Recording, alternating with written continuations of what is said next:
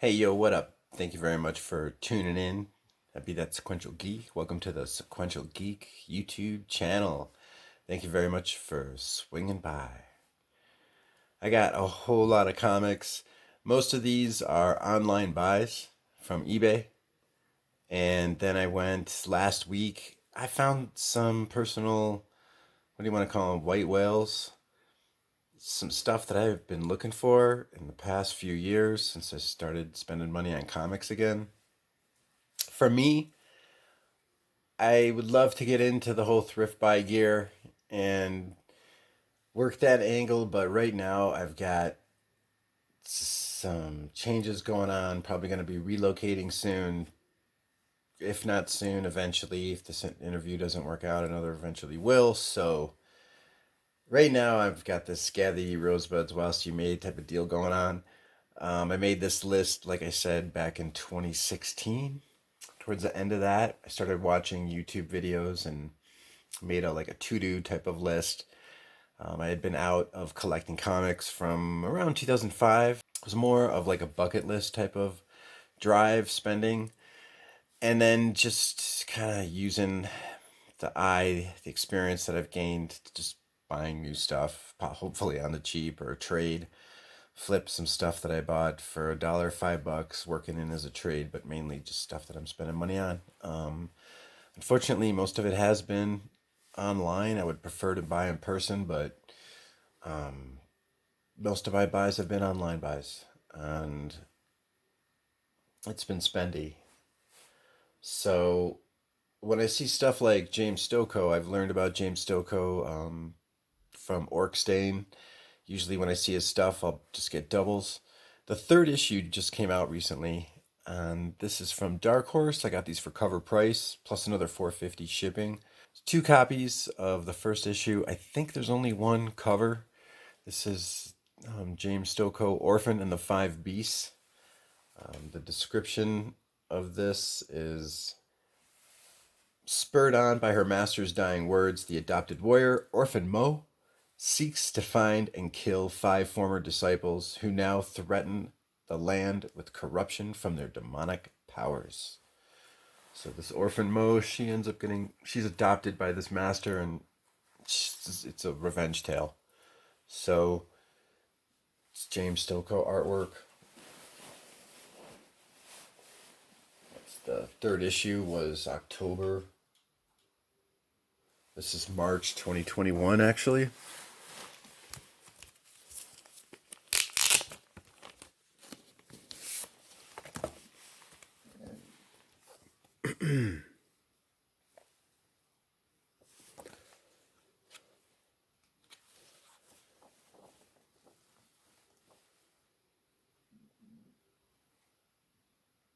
Publisher Mike Richardson. Editor Daniel Shaban. There's a couple names from Dark Horse to keep an eye out for. But yeah, script, art, letters, cover, James Stokoe.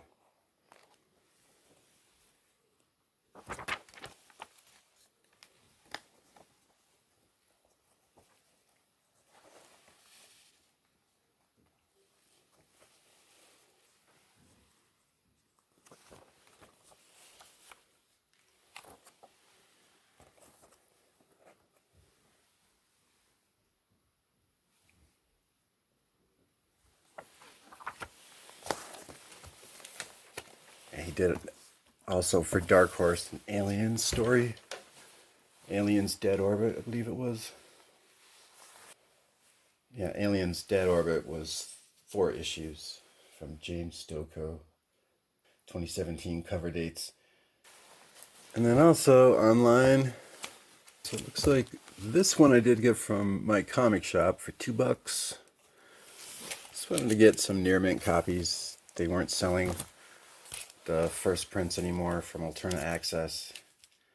It's the Alterna site, alternaaccess.com. So I got me some near mint copies of issues 1 through 4, just because it grew on me. Gods and Gears.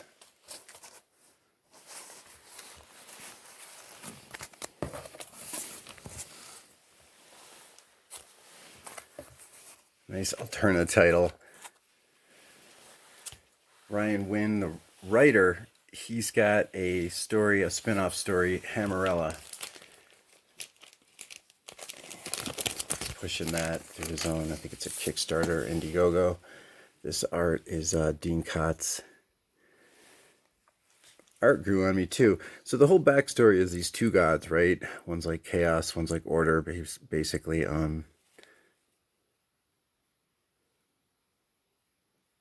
They were at odds. They had these other gods.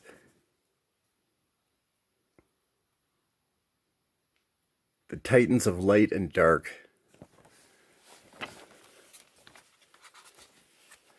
So they had these other gods as soldiers that were fighting this constant war between these Titans of Light and Dark, and Elementiums. Each one had this weapon. Sorry, let me show you the screen here. Elementiums, the panel here. So like one had this club, and one's got a spear, one has a sword. Another one has a hammer. I noticed the male has a hammer. I wasn't sure if the Hammerella from Ryan Wynn's story was going to be based off of this, but basically they would use these weapons, the four of them, they separated from the whole constant warfare between those two Titans of Light and Dark, and they kind of just wanted to do their own thing. They wanted to live how they wanted to live, these like demigods, and each of their weapons was used as like a key for these large mushroom teleportation gateways that they had set up on different types of planets. So this was like 10,000 years ago. Okay, this is 100,000 years ago. So King Markham's realm. So Markham, that's the one with that bat, and the bat appears in the first issue here. And there's this like loop that the story takes because, wow, how do I describe it? This one kid, he's called Shotgun. It's like his stage name for this one stunt driver who basically, I think it turns out to be this kid grows up to become this stunt driver in 1910. But the kid that is his sidekick, during the stunt, the kid ends up falling out of the car, falling into this like interdimensional gateway, which you find out the story behind that is because the driver, when the kid goes back in time, this kid, the Shotgun, the sidekick, goes back in time, and then you find out who this driver was that the sidekick was working with. He goes back in time like 30 years, 40 years from 1910 to like, I think 1880 in some Brazilian jungle. Yep. Meets this kid who ends up growing up to be that driver. So I think it's called The Bleeding. That's the blending. And that's this like interdimensional gateway, the space between space that they use to travel between these planets. That these like giant mushroom deals are like gateways for. And that is just like one small side story that is not part of the main plot. Because so here's the backstory, Earth 100,000 years ago when they had set everything up. So then there they are in Mycelia, that's this kingdom in Brazil that in 1890 that this sidekick got transported back in time to. Yup. Lots of world building going on. And he becomes friends. He lands in this area. He doesn't know anybody, and runs into this kid whose family is all these like apes that he had turned into apes, these like warrior apes, this potion that these gods had used to create their own type of beast army. I guess Eventually, you really don't know how that went from the 100,000 years ago to 1890 to where this kid ends up having the club, which originally belonged, I guess he got it from this kid who he ran into in 1890, who turns out to grow up to be the stunt driver whom he is the sidekick for. Yeah. So there's that loop, that world building loop, which you don't even find any of that out until the 4th issue, the last issue of this 4-issue limited series. So, yeah, this kid, he's really mischievous. How he got that potion, where it originally came from, we're not sure. We just know that his grandmother is involved with this explorer, which is why they were originally there. And she ended up, when they found some ancient artifact, it had this villain imprisoned in it. When she had touched it, this villain took over her body. And she's now has to live in this like interdimensional area. This type of mystical area is like a prisoner. And that one villain is trying to use that one woman's body, who is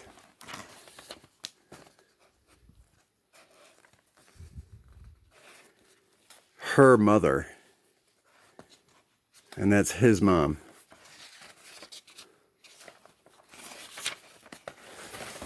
Yeah, a lot going on in Gods and Gears in just those 4 issues.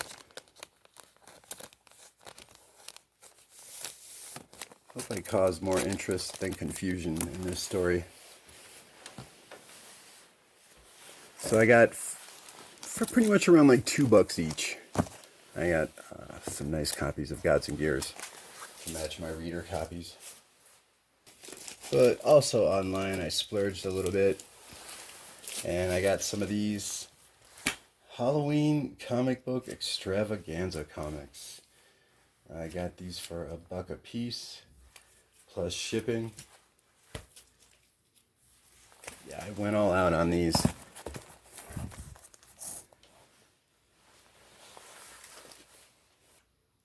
So this is from October 2021, Halloween Comic Fest version, basically. Halloween comic book Extravaganza. This is the Hawkeye 1 reprint that was originally out of February 2017 cover date. Julian Totino Tedesco cover.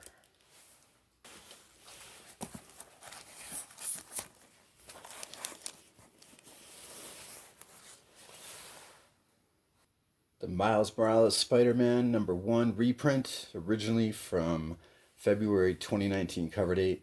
Brian Stelfree's cover.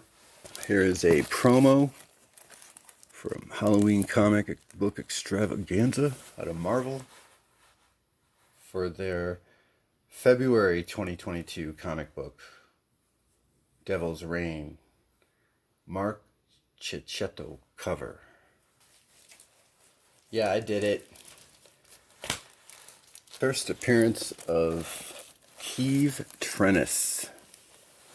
Phil Noto cover out of January 2021 cover date. That is the Halloween comic book Extravaganza reprint.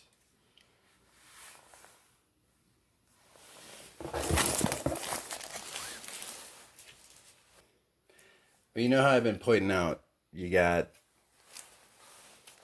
Mariko with an M-A-R. Daredevil 197 is Yuriko with a Y-U-R. This is the first appearance of Mariko. It's the love interest of Wolverine who ends up getting killed. She was eventually brought back to life, but who isn't? Speaking of that, please check out Max Landis' video, The Death and Return of Superman. So what we got right here is Uncanny X-Men 118. Cover date February 1st, 1979. Chris Claremont story, John Byrne doing the art.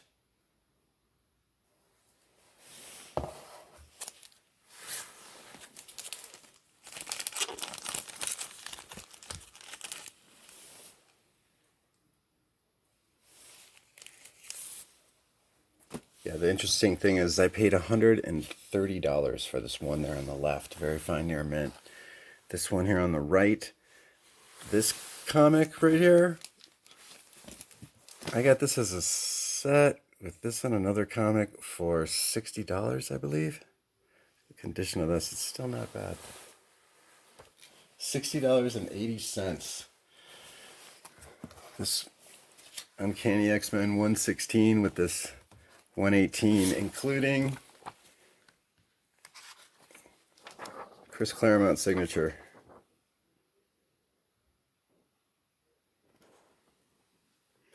That's right, uncertified.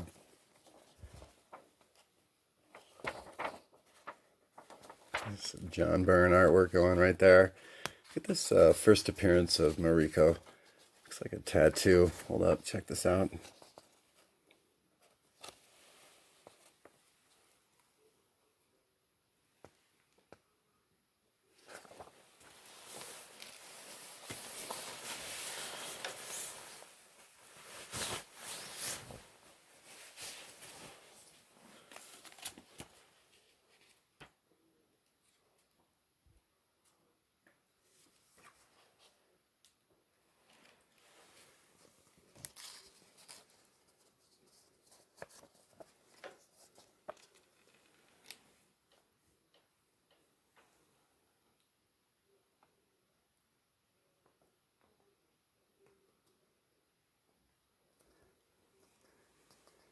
Just that profile right there. It's like that image alone by itself right there would make like a lovely tat, I think.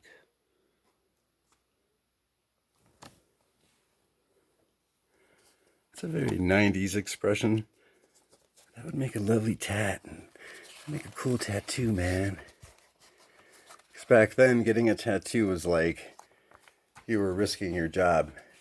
By the late 90s, it became this precursor to the virtue signaling of today, of all walks of life. Now it won't get you fired. It'll help you keep your job in some circles, depending on the consensus of whom you work with.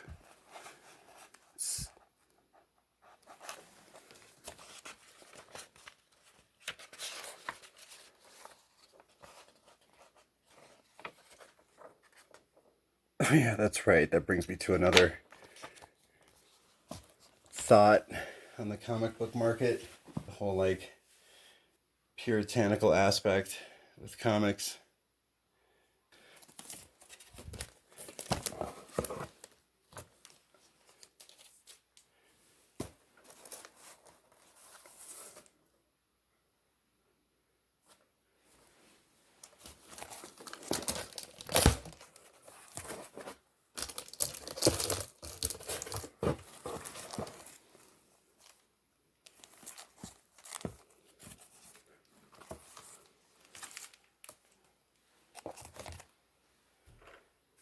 Yeah, I don't know about Uncanny X-Men 116. With the construction of a massive citadel by the Sun People threatening the ecosystem of the Savage Land, the X-Men have agreed to help Khazar prevent destruction. So Garok, the self-proclaimed sun god, ends up capturing Colossus, Cyclops, Banshee, Khazar, whatever. Life's a bitch, and then you burn. X-Men, first appearance of Mariko. 2 copies.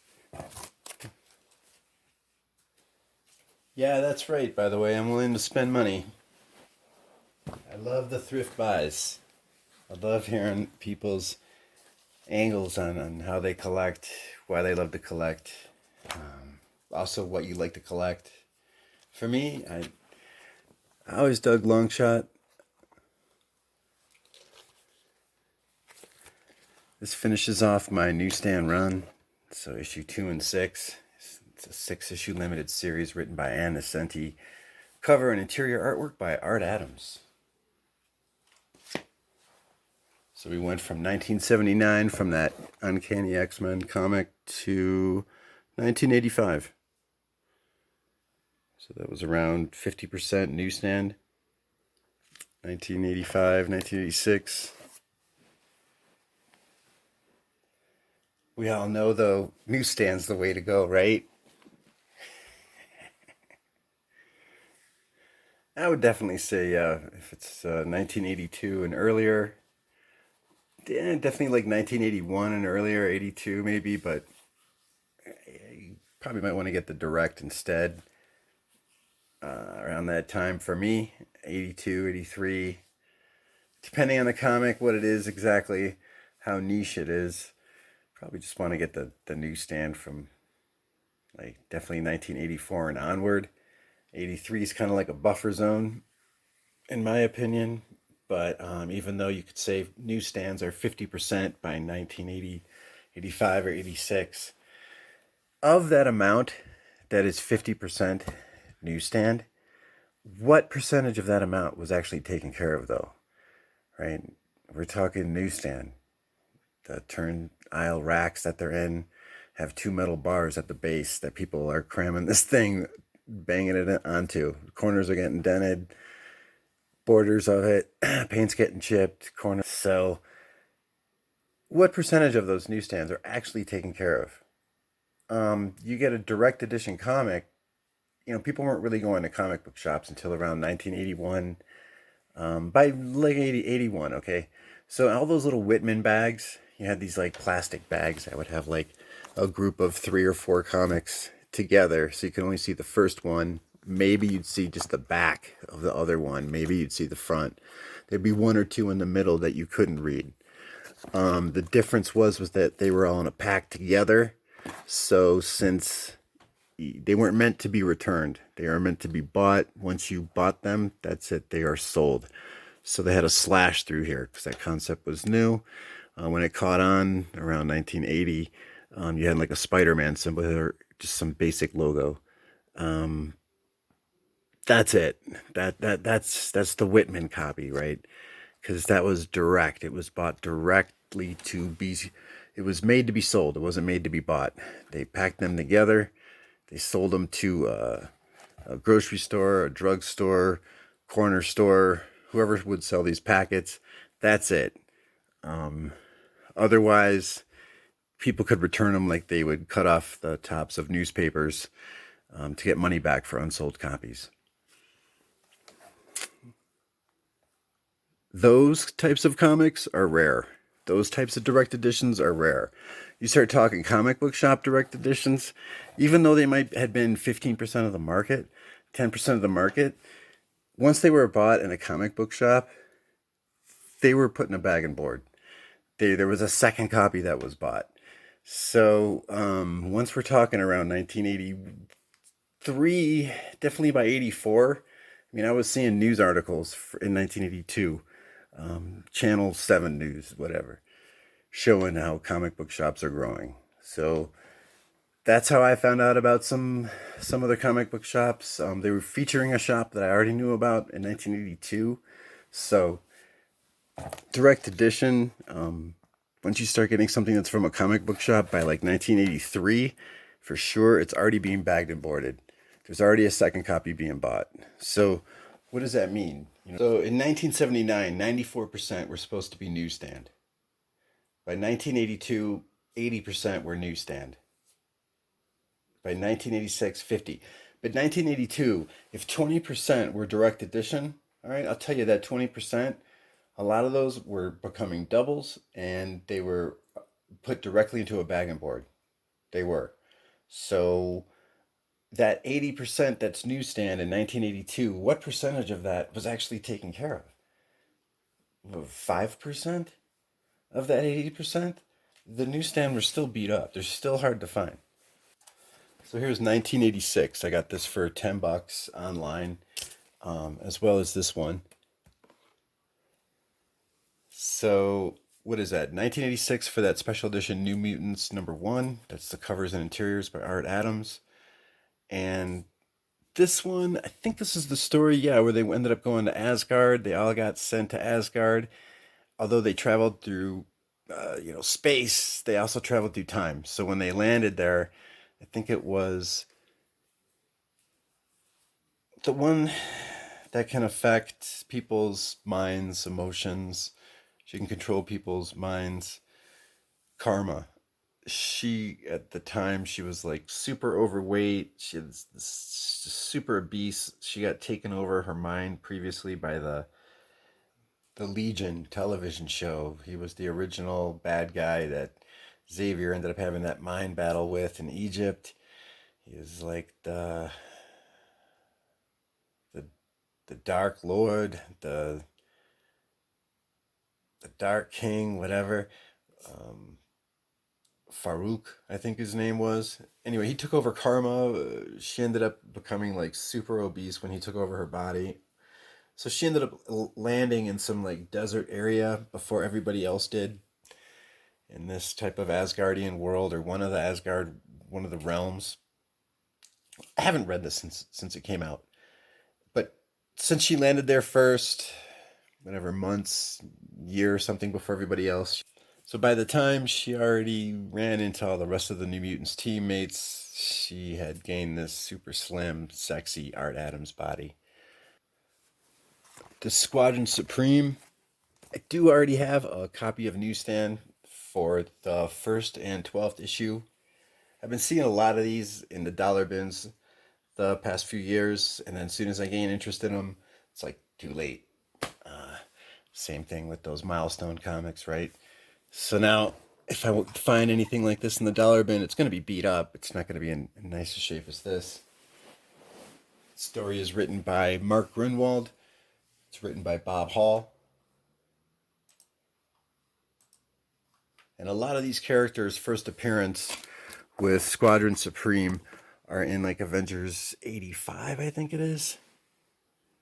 And I believe it's Nighthawk. This guy here in the background. It's up there in the logo caption. He's like president of the United States, and then he resigns, I believe, because he doesn't like how things are going. And these Squadron Supreme, they just decide, fuck it, let's take over Earth and set everything straight. We're sick and tired of having to clean up what all these people are doing, being reactionary. So they basically want to proactively help mankind by taking over the world. It's a 12-issue limited series, and it is fucking kick-ass. This is around the time when you got the speculator bubble started growing, and there are a lot of these tie-ins and limited series that were just, it was bunk. It was total bullshit. I mean, if you can bring in a great 12-issue limited series with a bunch of characters that nobody knows anything about them, and it was extremely successful, but then you have to have tie-ins to quote-unquote gain interest in these other, failing titles. They got to have a power pack of a tie-in with, some X-Men Inferno stories. Fucking retarded shit that made no sense. I think Secret Wars 2, you had Marvel Superheroes Secret Wars 1. That was the classic, Mike Zeck, Jim Shooter story. And then they had to have a Secret Wars 2 that was just all about tie-ins. Just sucking out fanboy Marvel zombies, wallets, lawnmower money. I think in my earlier vid, I showed you this. This is the precursor to Hot Tub Time Machine. So basically you got these Punisher War Journal painted like action movie type covers, right? The first two, issues 31, 32 were Joe Jusko covers. And then 33 was a Tom Palmer. So you got doubles now of all of them. This is issue number 32, Joe Jusko doing the cover there. So I got one of those for $3 and the other one for $7.85. And for my second copy of issue 33, paid that with shipping a total of $14. And this one is by Tom Palmer. It's like action cover going on there. And that was a 3-issue story arc.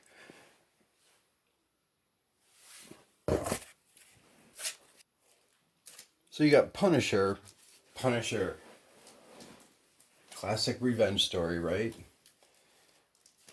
And then and it just kind of resonates with that whole outlaw comic, indie black and white comic craze. And one of the main niches, the main niche genres was the outlaw coming back from the dead, this kind of a crazed sense of vengeance. Faust isn't exactly your cold, calculating venge story. It was more of this like maddening, violent, coming back with more of a cause of punishment and like sadistic relief than it was balancing the scales of justice or some shit like that. So I spent a lot of money on some Faust comics. We start off with issue number 3. So the last issue here, issue number 15, came out in 2012. You know, by that time you had your sketch cover variant craze. Everybody's working the different type of cover variants. 15 had a regular cover. In 2012, this is the sketch cover right here on the right, the more like limited edition one. Spent a bank on these. I got 3 of these though for $110 total. Issue 15, 14, and 13. This is like the end, November 2012, right? The last issue. It's got like a nice little peek at the cover, the actual cover for 15 right there in the back of issue 14. So 1988 was the first issue of Faust. You had David Quinn, the writer, Tim Vigil. Tim Vigil was the one that really put this on the map with his artwork. It's amazing black and white comic, illustrations. You know, that outlaw comic, it's known for somebody coming back from the dead, and there's lots of gratuitous violence involving some form of gratuitous sex and drug addiction, drug use, and just vile language. And people got comebacks when they're in an argument, you could say. So we got here Faust, the 3rd issue. The question I got for y'all is, when Faust first came out in 1988, it's like the end of 88. I think the cover date is January 1989. When I look up information, sources at comics.org and at Comic Vine, they're not giving me specific dates. When I open up these comics, I'm not finding specific dates, as a matter of fact. So this is the 3rd issue. The first issue, all of these that I'm finding are showing like January 1989 cover date. You got here Tim Vigil, 1989 right there. This is a really nice copy. So my point is that you've got covers that say North Star logo and then just Act 3. But then they'll have a different cover, same act number, but it'll say Rebel Edition on the bottom. From what I found, David Quinn and Tim Vigil, I think financial reasons, or there was some fallout, whatever, with North Star Publishing. In 1991, they took over the publishing of Faust. They took their property. They originally had it under the ownership of Rebel Studios, and they just started printing it under Rebel Studios. So they reprinted the first 6 issues with a different cover, but it says like Act 3 Rebel Edition on the bottom. Well, issue 7, 8, and I believe 9 have the same cover, but then the font for the title might be a different color, and it'll say Rebel Edition. So why? So I guess then if it has the same cover for like issue 7, 8, 9, and it doesn't say Rebel Edition, does that mean that it was under North Star? I'm not seeing a North Star logo, and when I open them up, they'll just say Rebel Studios. Why did Rebel Studios have 2 covers then? I mean, 2 printings basically. One that says Rebel Edition, one that doesn't for issues 7, 8, 9. If anyone can clue me in, let me know, but I know that issues 10, 11, 12, 13, 14, they just have a regular 1 cover, 1 title. No subtitle that says Rebel Edition. Like 7, 8, and 9 do. Hard to get exact publishing info. So let me know if anybody has any sources online. I'd appreciate it. So it says published by North Star Publishing. I don't know if you can read that, but there's no date.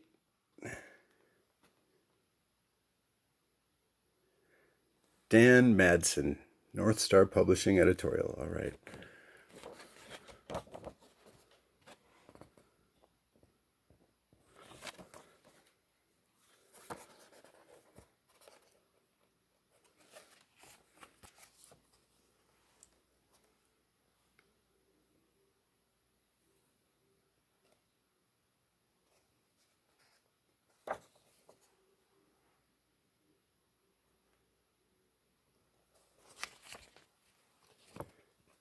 And then right there it says Rebel Studios Creations. David Quinn script, Tim Vigil art.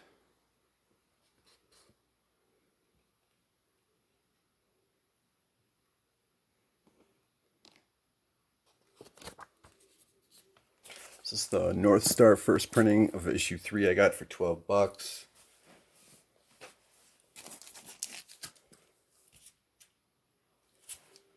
There's Act 7. Now here's Act 7. It says in red, Love of the Damned right down there. But then you will find in Act 7 that will say Rebel Edition. 7, I think Act 7, 8, and I think also 9. Yeah, we'll have just Act, the number, Love of the Damned, and then some will just be this cover. It doesn't say North Star up there, but then there'll be another one that'll say Rebel Edition. And I know that Rebel Studios took over from issue 7 onwards. So does anybody understand why there's a cover that says Rebel Edition and why there's a cover that doesn't? Because if Rebel Studios had it from issue 7 onward, why would they have two different covers, right? They use the same cover, but they just have a different one with the subtitle Rebel Studios or Rebel Edition, one that doesn't. Right? And then when Rebel Studios took over, the first 6 issues have an entirely separate cover with the Act 3, and then it'll say Rebel Edition with like a subtitle. So 7, 8, 9 just have the same cover with a Rebel Edition. Why does 7, 8, 9 have to have the Rebel Edition added onto it if North Star lost the title after issue 6? Can anybody clue me in on that? Issue 7 for $16.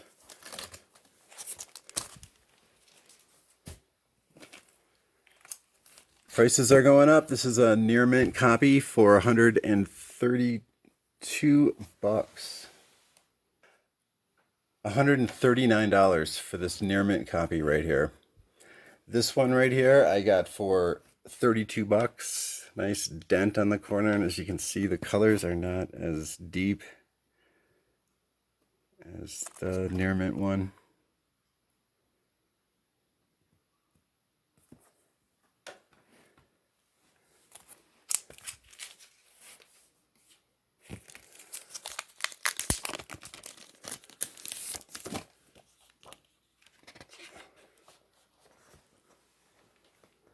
So yeah, this says first printing 1995.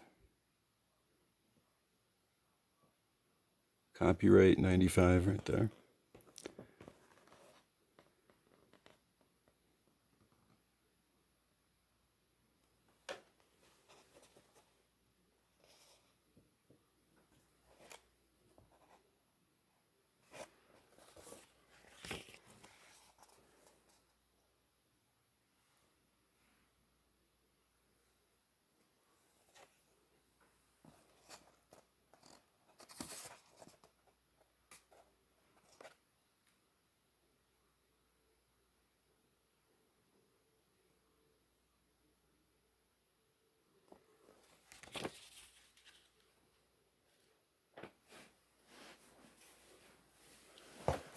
So I got issue 14 coming in the mail. That'll give me doubles of my Faust run. So I'll have doubles of the North Star covers as well as the Rebel Edition. And these babies are so hard to find. especially in near mint. So right, 2012 is when the last issue 15 came out. Right, so by then you had the sketch variant edition cover, right? That whole variant to the variant cover craze. And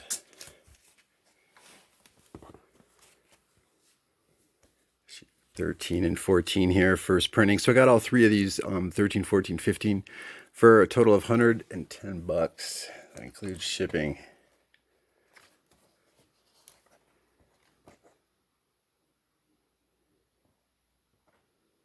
First printing, don't know if you can read that, 2005. And, you know, from 1980, late 1988 till 2012, when the whole Faust series ran, issues 1 through 15, there were other spin-off stories that they created, like Faust 777 and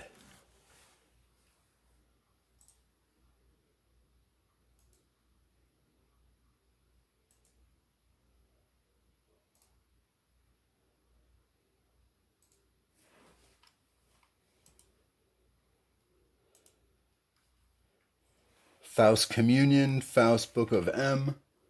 So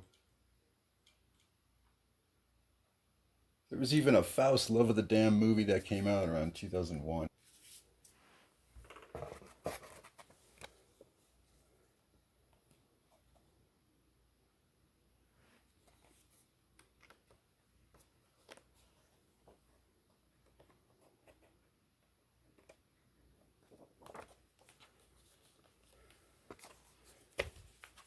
Okay, so then I also got these Black Hole comics. So these Black Hole comics, I got a run of 1 through 8 first printing, $120.78 for issues 1 through 8. I'm trying to get doubles of this 12-issue limited series. It takes place in Seattle in the 70s. It is written, inked, drawn, illustrated by Charles Burns. Charles Burns is a pretty safe name to start with if you're new to the whole indie comic book scene, if you will. Check out Charles Burns' work. It's not going to be your conventional comic book type of style, stories that you're used to for what you might initially think a comic book is going to be. When you have a chance, check it out. It's like this noirish story. This particular story is like a sexually transmitted disease is going on, and it will create these minor deformations. Somebody might have a tail or develop like a mouth in the back of their neck, or some weird type of like skin disease or something like that. Somebody's going to end up getting this weird type of physical deformation. Some people can hide it, some people can't, and they end up running away from home. A lot of these kids end up living in this area. They go homeless and they live in this area called Ravenna. It's like a district. Ravenna Park is this really crazy park. Crazy in the sense that you're like just north of downtown Seattle, just north of the University District, and you've got this area that's surrounded by condos and buildings, and yet all of a sudden you're in the middle of tall trees and these paths that have so many trees they'll black out the sun. So Ravenna Park is this nice little getaway in the middle of Seattle. Seattle is graced with all these little woodland areas, these parks. It's crazy. It's one of the best aspects of living in Seattle, and I definitely took advantage of it. And if you want to get a feel for that scenery for this comic book, check out Ravenna Park. It's so many different aspects to the Northwest to visit, and I would definitely say that nature aspect is one you can't go wrong. Even if you're just visiting Seattle for a week or something, there's so many little like parks and stuff to check out. To go for walks in. Soundgarden, right? The band Soundgarden, they named themselves after this one park. Had these posts on it with these like metal twisted shapes that would catch the wind and make different types of different pitched noises, right? And you've got Gasworks Park and also the troll that's underneath the Aurora Bridge out in Fremont. So this story takes place in Ravenna Park. And got the first 8 issues. Let's check it out, shall we? Black Hole issue number 1. First printing. Issue number 2.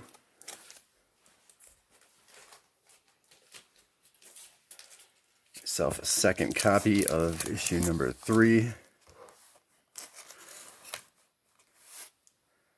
That. Now this actually, what I did not get this at my comic shop. Excuse me. I got this when I walked into Mile High Comics, and they had their 50% off sale on not this past weekend, the week before that.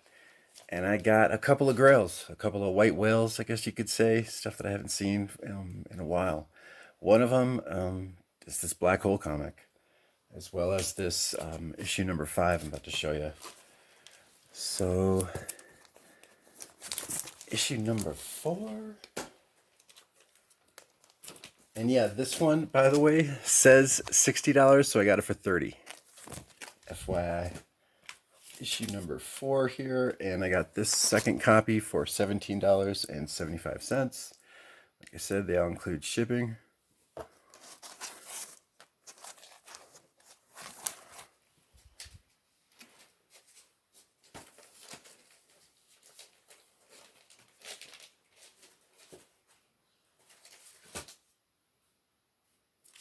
This one from Mile High is a price tag of $46, so I got that for $23 for issue number 5.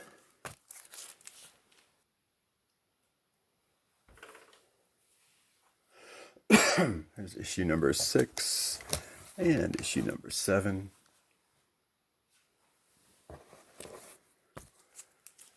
Here we got issue number 8. Now, issue number 9 is pretty elusive. I've got doubles of 10 coming in the mail, but issue number 12, 9 and 12, I need doubles of. If anybody wants to do a trade or send me an email if you want to sell me something, send me an email if you want to sell me issue 9 or 12, will you? Thanks. Yo, by the way, looked it up on Wikipedia just now. It says in March 2018, the project was revived when News Regency and Brad Pitt's production company Plan B acquired the rights to the film Black Hole, with Rick Famuyiwa attached to write and direct after making his Sundance hit Dope. So at Mile High Comics, I got 2 books that I have been looking for 5 years now, basically. So right here, right now, I am done. I did it. I now have doubles in newsstand of Grant Morrison's New X-Men from issues 114 to 140, and then I skipped out on 141 to 150 because I'm just not into those stories. And of course I got the doubles already of Grant Morrison, Michael Turner run of 151 and 155. That 4-issue run. Done deal. I did it. Went over to Mile High Comics. I was just like, why don't you look it up? And they did. They had it. They had this issue 132. Grant Morrison cover, Phil Jimenez doing the interior artwork. And we've got this monument to Magneto after he was killed when Cassandra Nova had those super modified Sentinels kill, I think it was 15, 16 billion mutants on Genosha. It was a lot. $76, so I got that for $38. Yeah, it says it's fine, right? Before I show the interiors here, the condition, check it out. First appearance of Samuel Jackson's likeness as Nick Fury. Ultimates issue number 2, very fine. For some reason, they're selling it for $13. So I got that for $6.50. And they looked it up in their system. They didn't have any Ultimates comics in newsstand. And then I just went into their regular back issue bins that you can access right on their floor. Found this. So it never hurts to look. I mean, it's gotten to the point where it's like I'll always look for this comic and never expect to find it the past couple years. When this came out, this was such a game changer. I will preach on New Marvel right now. I have to. When you saw this, all right, when this came out, like 2002, you were just like, what is this? Like, check this out. He's got some type of like implants in his arms. Kind of like a manga. Looks almost like a toy that was turned into an armor in a sense. It was new. It was totally different take on all the Avengers. This whole Ultimates Gambit, it was like this modernization of all the Marvel characters. And the impression that I had at first was that they were just going to be modernizing the stories, kind of starting from how everything originally took off from the early 60s and develop the story along that whole timeline, but from the year 2000, 2001, just post 9/11 basically. So to kind of see this whole revamping of the characters modernized in this early 21st century POV was just amazing because it was so well done. Millar's work on the X-Men I thought was lacking. People praised it, but I do have the first 50 issues.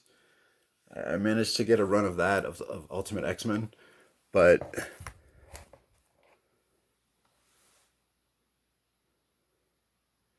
really for me, like, the Ultimate Spider-Man was great. It was touch and go for me.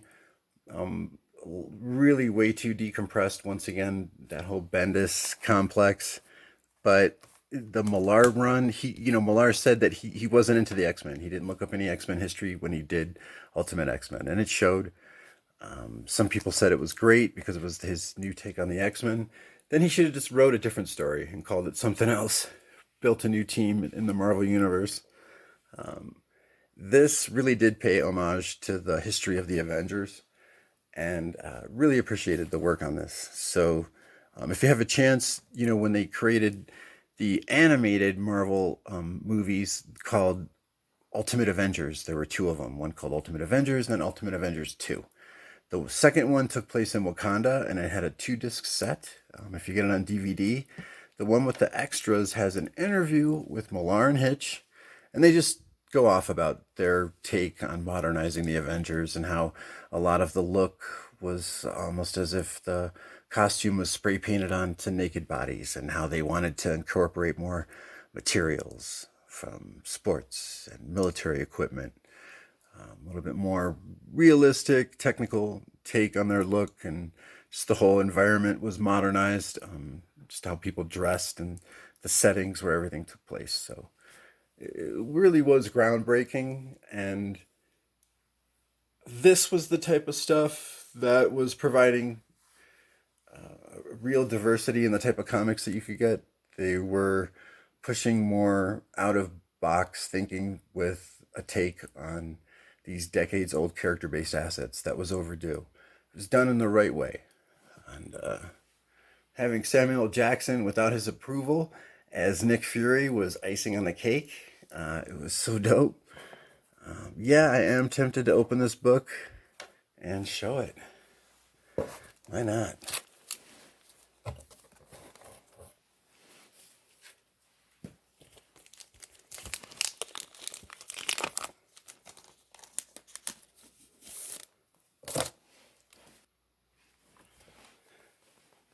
There we got Nick Fury sitting at that table. Turn the page after a advertisement there, and we've got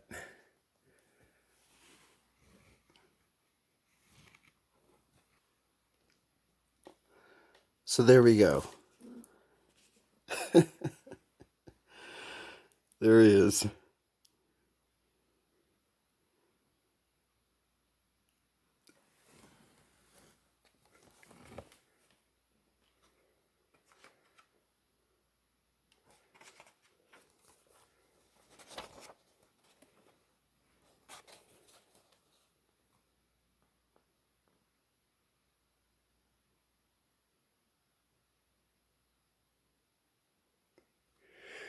So they were saying how they wanted to modernize Nick Fury, and they figure he's one of the coolest of the cool today.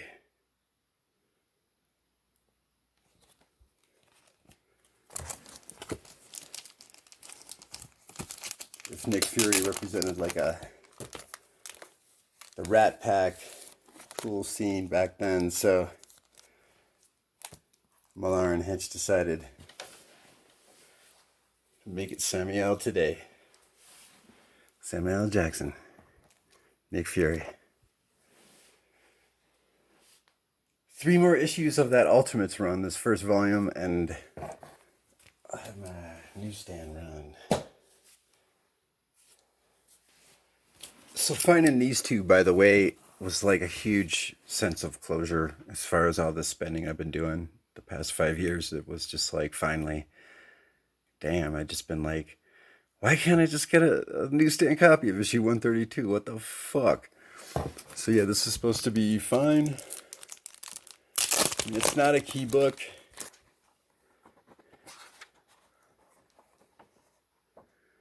Yo, Phil Jimenez is just rocking it in this issue. Genosha. Just after the devastation right here. That post 9/11 vibe that they were working. Going through the rubble. So I thought this was generously graded. Phil Jimenez is just kicking ass though with this artwork.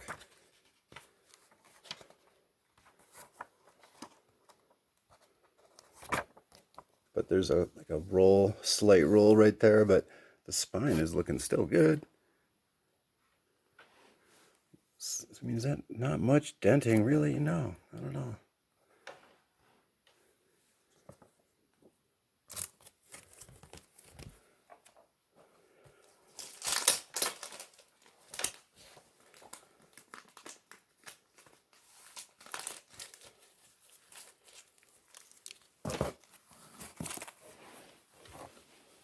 Patting myself on the back for those 2 finds. I didn't go to any comic book shops this weekend, but this past weekend, last week, did the Mile High after going to Aussie's Collectibles. So real quick, what I got over there, written by Christopher Priest. Variety of stories, but mainly Sal Valuto doing the artwork, Bob Almond doing the inks. 100-page monster. Celebrating T'Challa's 35th anniversary. December 2001 cover date.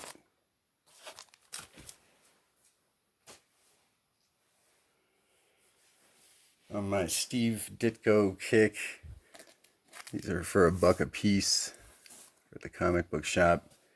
Found some True Believers back issues. It's a reprint of 1964's Amazing Spider-Man 14, first appearance of the Green Goblin. One of the reasons Steve Ditko left Marvel was over revealing the identity of who the Green Goblin was. Ditko wanted it to be a random person, maybe just some other character he could weave into the personal plotline of Spider-Man later, who knows, but Stan Lee made it Norman Osborn, and that was one of the reasons I think that Steve Ditko left Marvel. I was sick and tired of some of the storyline, some of the writing methods, whatever, of Stan Lee. Other people say it was a great idea because it brings that whole soap opera aspect of some common character into the story as some villain.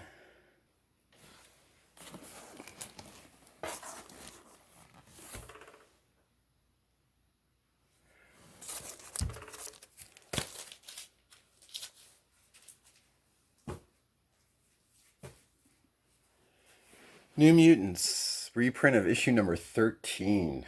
That's right. That is the first appearance of Cypher. This came out in 2020, but it's a reprint out of 1984. It's a Brett Blevins cover. Chris Claremont's script and Sal Buscema did the interiors.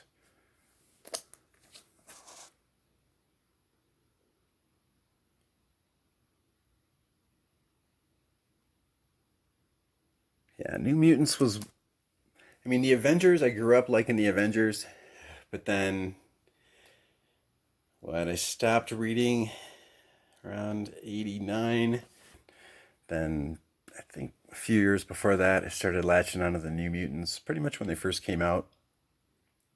Bob McLeod was doing the artwork with Chris Claremont's script. It's the whole social dynamic with them in that mansion. It's really great. Just those moments that they showed them studying, hanging out, dealing with each other. I just thought it was really fun. It's great character development. I usually get picky about my True Believers stuff. I'm not much of a Cypher fan, but just like this cover. Good memories from the New Mutants.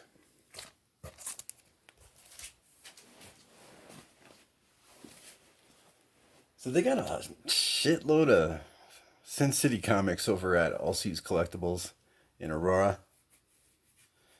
I'm glad I got this one. This is the San Diego Comic-Con Comics, San Diego Comic-Con issue.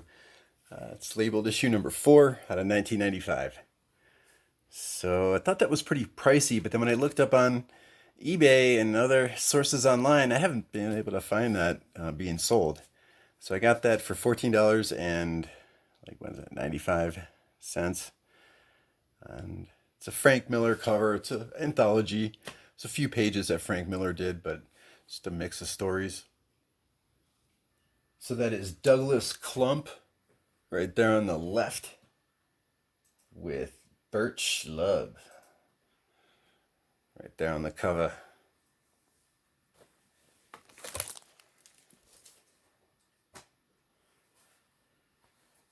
That is for $9.95. Do you see how these Dark Horse Sin City books are no longer dollar books?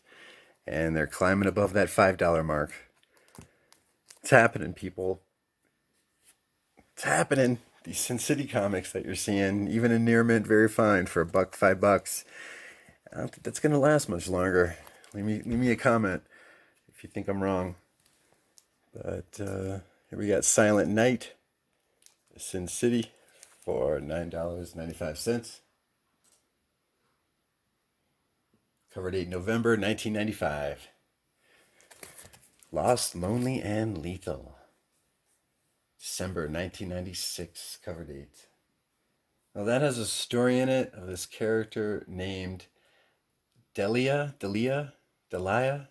probably Delia, Delia. She likes to have sex with her victims right before she kills them. When asked about that, why do you always have sex with your targets before you kill them? Her reply was, just the ones I like. Now, I thought all the Sin City characters' first appearances were in, you've got April 1991, Dark Horse Presents 5th Anniversary Special, first appearance of Marv and whole Sin City, and then that off from the Dark Horse Presents 5th Anniversary Special, then to the Dark Horse Presents anthology from issue number 50. Issue 51. That was when Frank Miller brought his Sin City story over to Dark Horse Presents anthology from issue 51 to issue 62. But according to Comic Find, again, I'm getting some new information out of Comic Find that you've got Delia's first appearance listed as Dark Horse Presents issue 32. FYI. $9.95.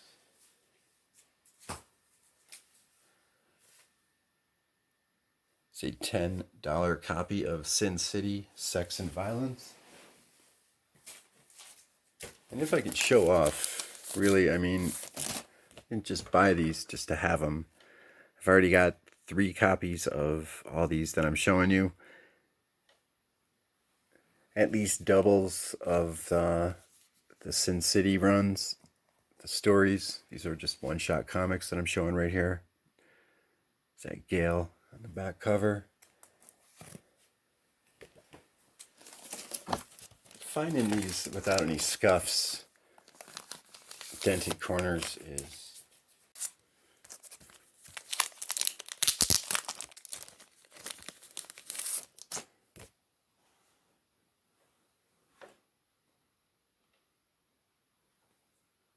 does that almost look like a Todd McFarlane ink job there?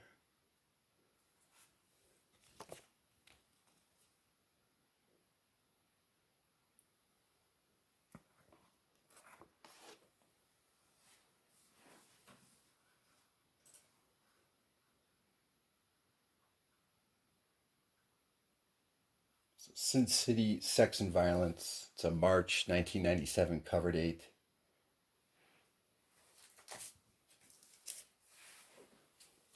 Lost, Lonely, and Lethal, by the way, is credited with Dave Gibbons and Barry Windsor Smith doing the inking.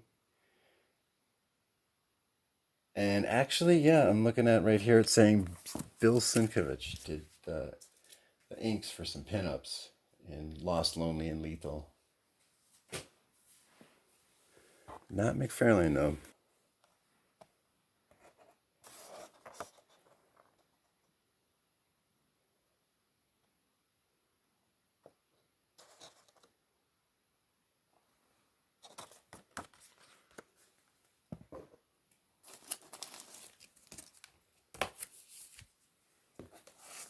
I decided to get the first and last issue of Hell and Back for $3 for the first issue, $4 for that 9th.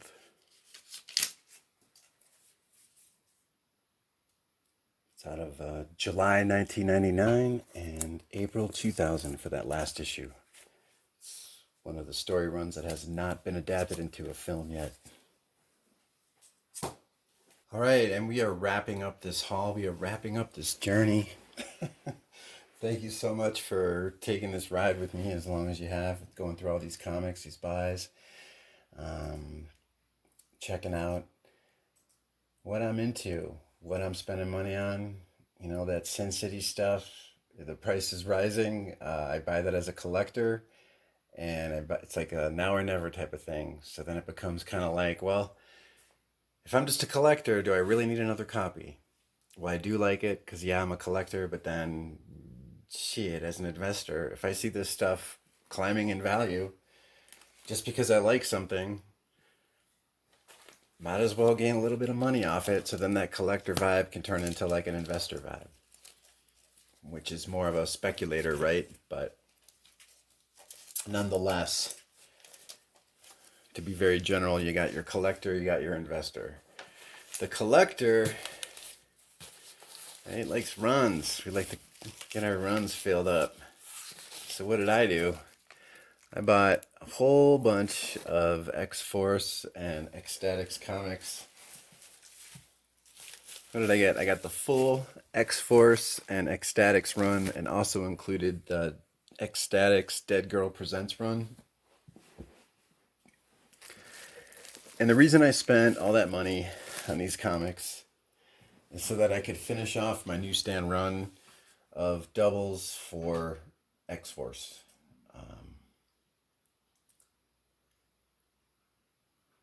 Oh, I didn't list what I paid for them. Shit. I fucking hate it when I don't do that. I've recently purchased.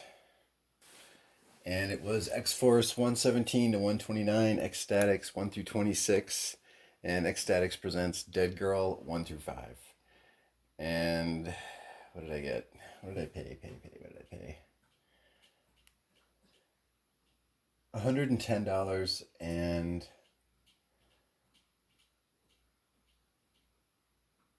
$0.24 I paid for that whole run. because I'm sick and tired of hunting down these fucking comics. Can't get shit. Not finding what I'm looking for.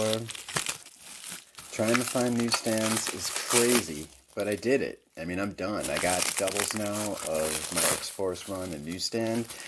And why is that? Hold up, let me look. What's my deal with that?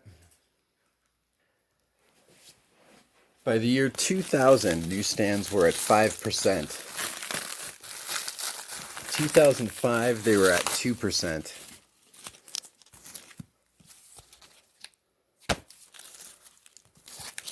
So this is the Ecstatics run that came later. So first you had Peter Milligan, the writer, right? And Mike Allred did the art. Mike Allred had his own creation under the AAA Pop publishing label, self-published. Under Creatures of Id is when he created Frank Einstein. That was under the Caliber Press label. Then eventually he turned Einstein into Madman. That's Michael Allred, the artist. So that team, Peter Milligan, Michael Allred, they took over X-Force in issue 116. That was the first comic from Marvel to officially drop the Comics Code Authority. And that one's got the first appearance of Dupe and You Go Girl. She can teleport. Most of the cast in issue 116 was killed off because you got this guy that owns this television company, and hold up.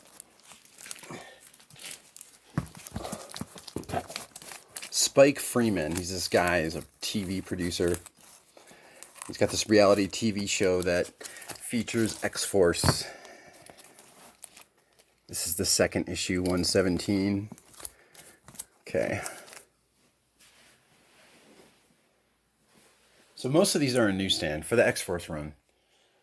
And it ran from 116 to the last issue of X-Force, 129.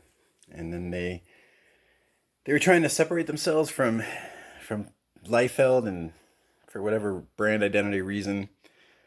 And just there was a lot of changes that were going on. This is one of those new Marvel changes, like NU Marvel, all one word. It's an unofficial name.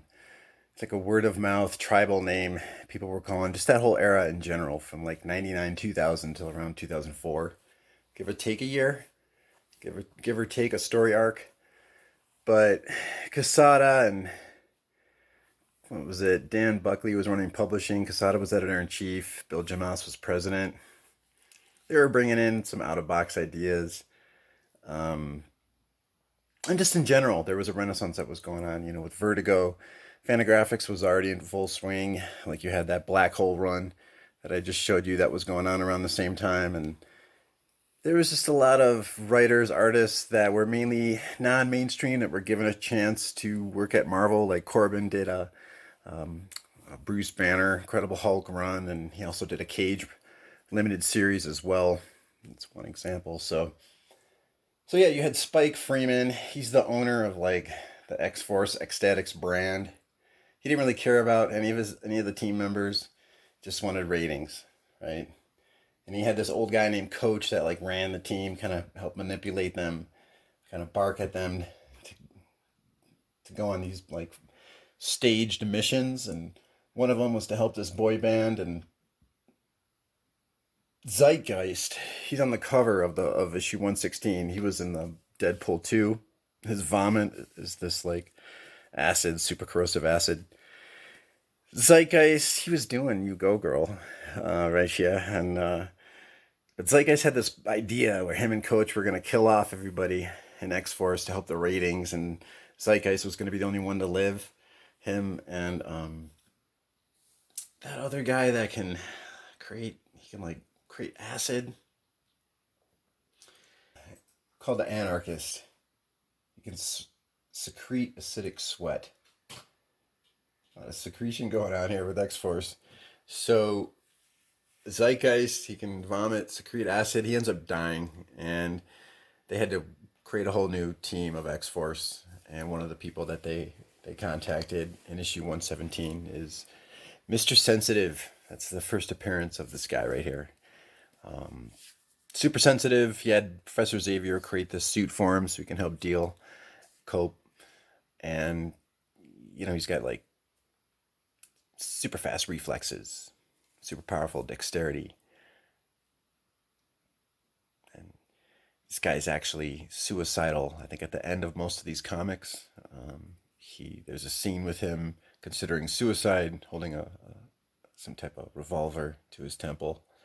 He goes through some type of should I not deal. Mr. Sensitive, he's got lots of angst. It kind of lives up to his name. It's a little bit of camp going on there, I think. But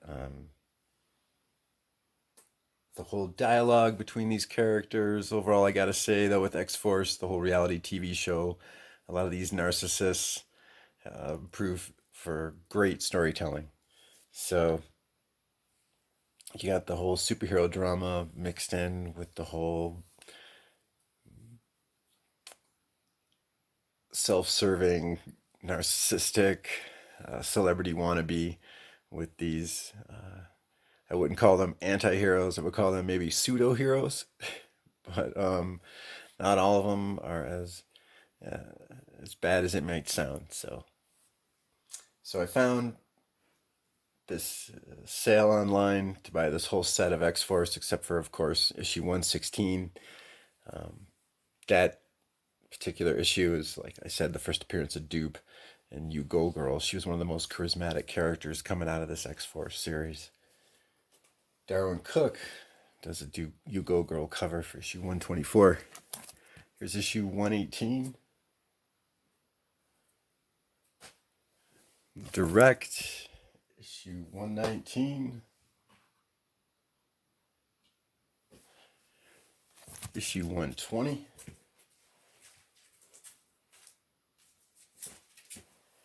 Of course, they got to establish some connection with Wolverine and Dupe. Got that in the newsstand. I think it's like my 4th newsstand copy of this one. Newsstand of issue 121. Now, issue 122 here, although that is a direct edition, that is the first appearance of Lacuna. And she has the ability to freeze time. She's like a television tabloid, like talk show host. She's all about following the drama. So, of course, she's going to cross paths with X-Force, right?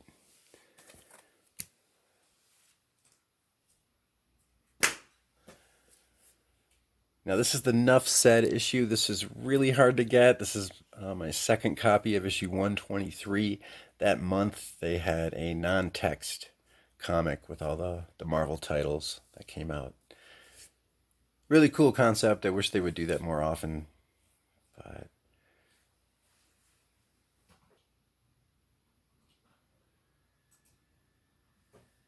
actually, from what I just looked up, Lacuna's first appearance is issue 121.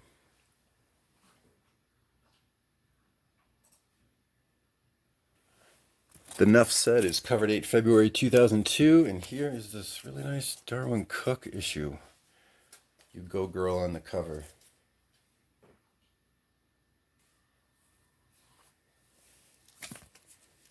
Yes. Second copy newsstand of issue 125. Second copy newsstand of issue 126. That's right. First appearance of Dead Girl.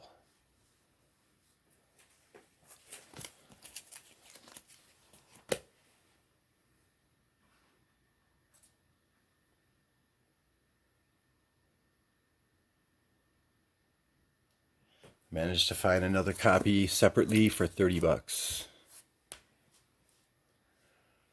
This whole stack of X-Force comics that I got with the Ecstatics and the Ecstatics Presents Dead Girl limited series, all those comics all together with what I paid, I think it averaged out to like $2.07 an issue, if you want to average it like that.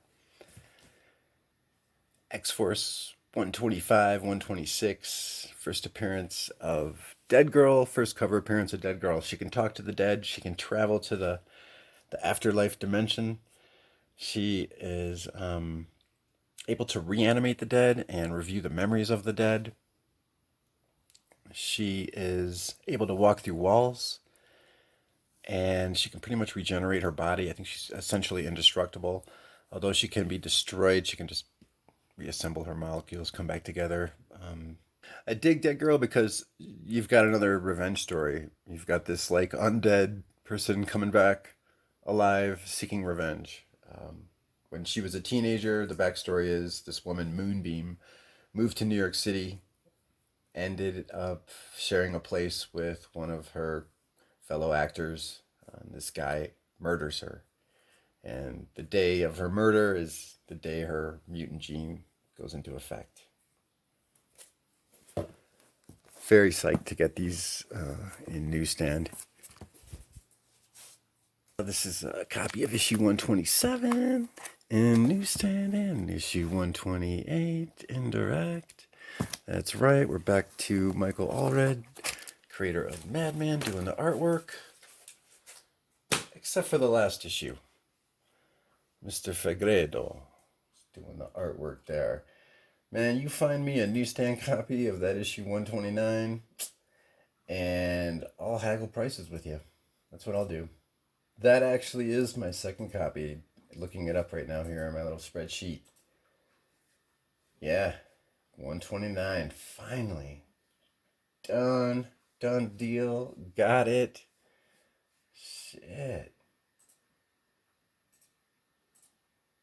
What a relief. Holy shit. 5 years. It took me essentially 6 years. No, 5 years. 5 years. 2021. Started really taking this shit seriously around like fall of 2016. Damn, I told myself 3 to 4 years I want to get everything off that list. Just some of this stuff you just can't find. And then as you're waiting along the way, you start spending more money on other stuff. Gaining box after box of comics. Holy shit. If I had just found these comics 3 years ago, I would have been out. Really. A lot of unnecessary spending going on. Oh well, I'm having fun doing it. Woo!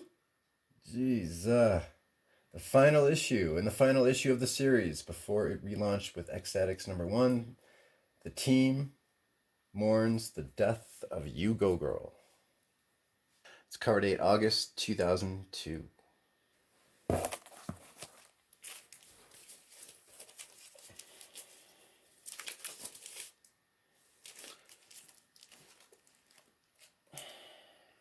Do you want to see the rest of these Ecstatics run?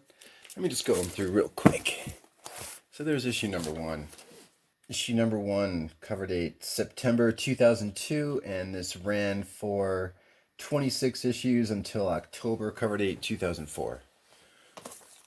Issue #2, 3, 4, 5. Issue #6, 7, 8. Venus de Milo. First appearance of Venus de Milo, by the way, is Ecstatics issue #1. By the way, Venus de Milo, a young African-American hero and member of Ecstatics, turned into a being of pure energy upon the activation of her mutant powers, in which Professor X made her a containment suit to retain humanoid form. So yeah, Venus de Milo. Of course, they had to bring in a teleporter after they killed off You Go Girl. Issue #9. Issue #10. So that's issue 11. Issue 12. Here is the first appearance of Henrietta Hunter. Henrietta Hunter. Issue #13 and 14 of Ecstatics. Originally, Henrietta Hunter was supposed to be the revived British Princess Diana, but due to much criticism, even from the royal family itself, Marvel changed the character to a fictional character, Henrietta Hunter, instead. 2003. She is adept at sensing and reading the feelings and emotions of others. After her first resurrection, Henrietta seemed to have the ability to sense and communicate with the dead or spirits.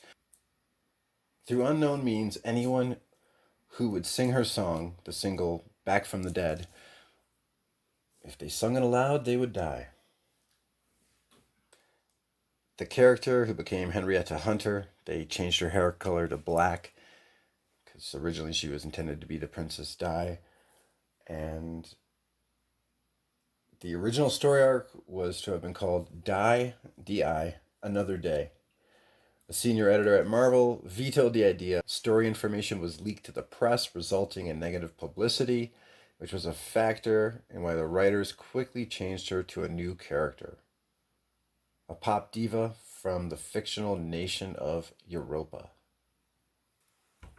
And here we have the Princess Di image going on right there. Issue number 15. And issue number 16.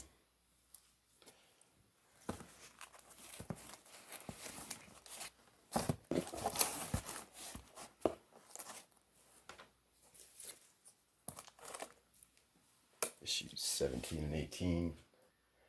It is issue 17 where Henrietta Hunter dies. So to test this theory that this song, anyone who sang this song would kill them, they had Dead Girl sing it. And when she did, she was instantly destroyed, proving the theory true. When she was reforming, she saw the corpse of Henrietta Hunter, and Henrietta was saying how she wanted that song to be revenge on those that wanted her dead. So Ecstatics arranged for the president of Europa to sing that song, allowing Henrietta to get her true revenge. That's that story arc right there.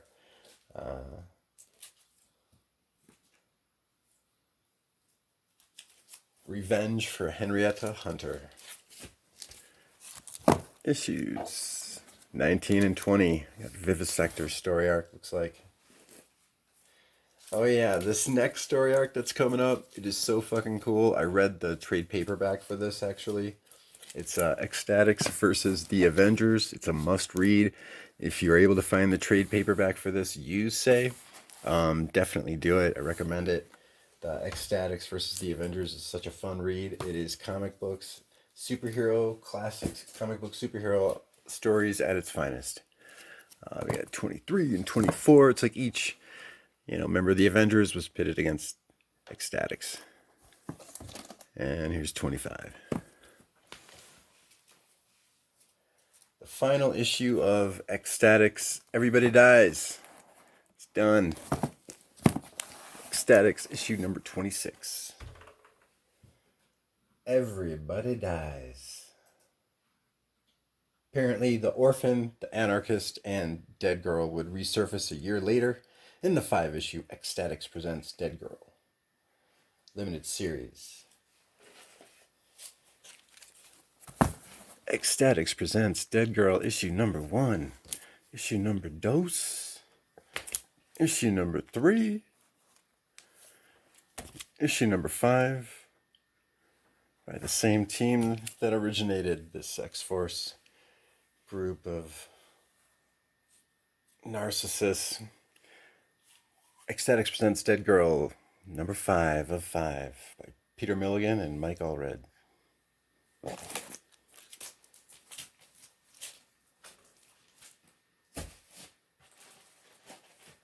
Let's wrap it up, shall we? With some 80s goodness. Marvel Tales. This also is another comic book that completes my run. I don't have consistent consecutive issues, but just there were personal key issues that I wanted to get of Ditko reprints.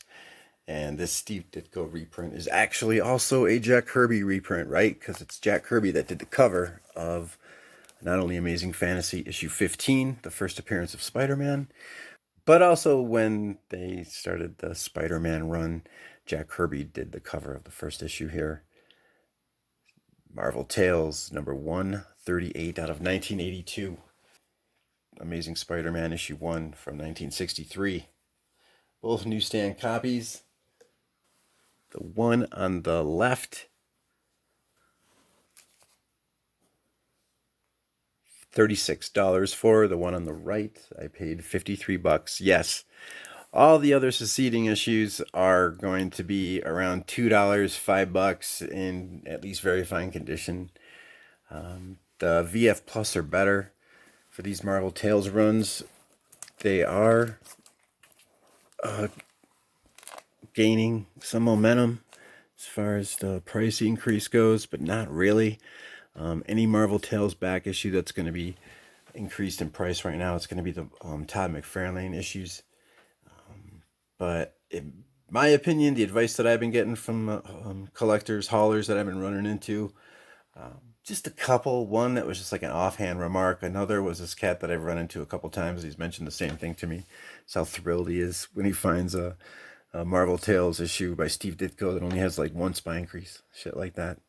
So that caught on, and it caught on to me, and I wanted to get the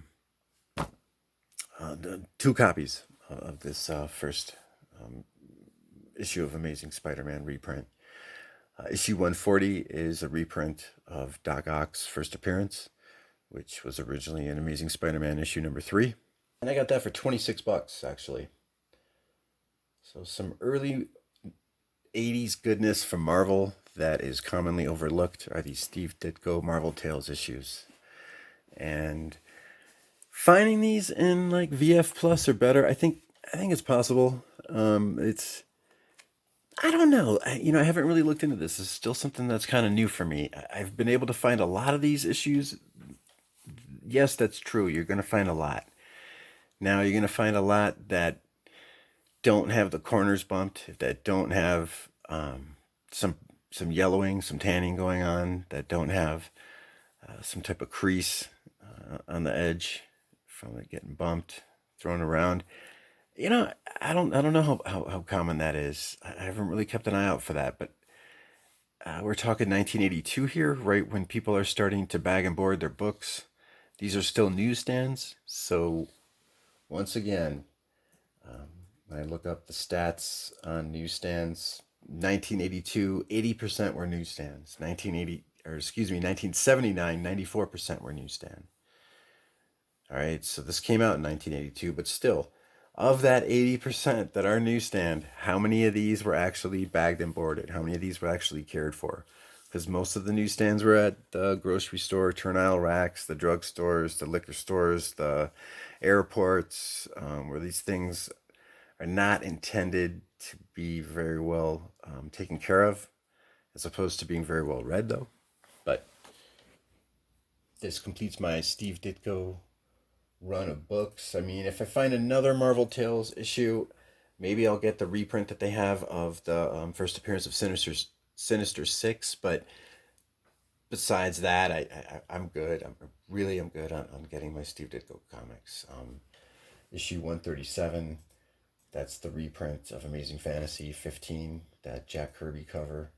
I've got doubles of that in newsstand, and the rest I've gotten just cherry picked here and there when I look in back issue bins and I try and find something that looks at least VF Plus as a newsstand for these Marvel Tales comics.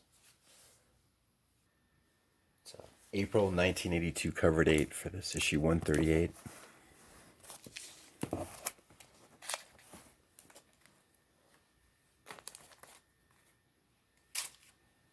Oh yeah, I did that too.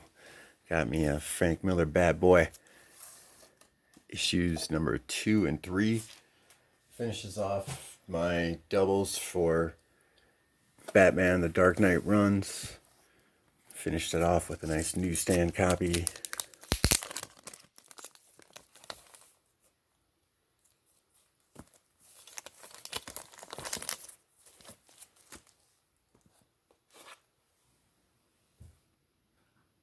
Out of 1986, July and August.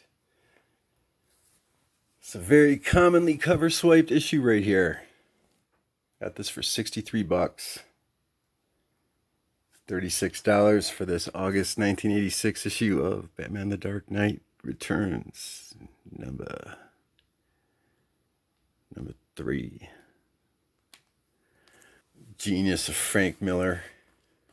Really? Fucking love that guy.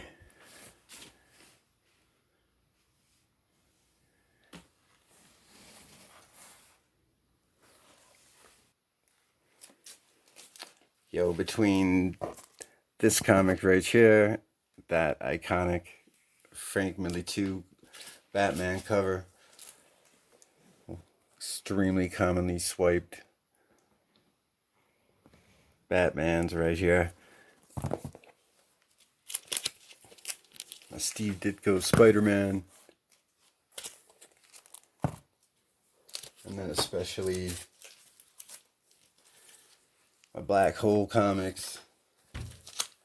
But to top it off with these here personal grails, I've been looking forward to knock off my last issue for Double's newsstand Grant Morrison New X-Men run, as well as my newsstand copy of Samuel Jackson first time likeness as Nick Fury. I am psyched. This is like a landmark haul for me, completing a bunch of runs that I've been trying to complete the past few years.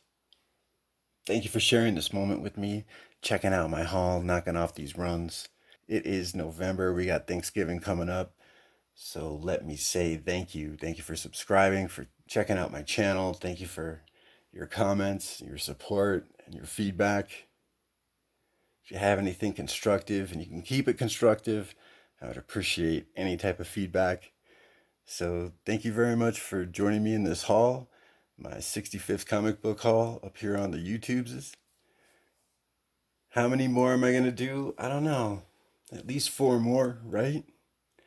Thank you very much for watching. Take care and happy Thanksgiving. Peace.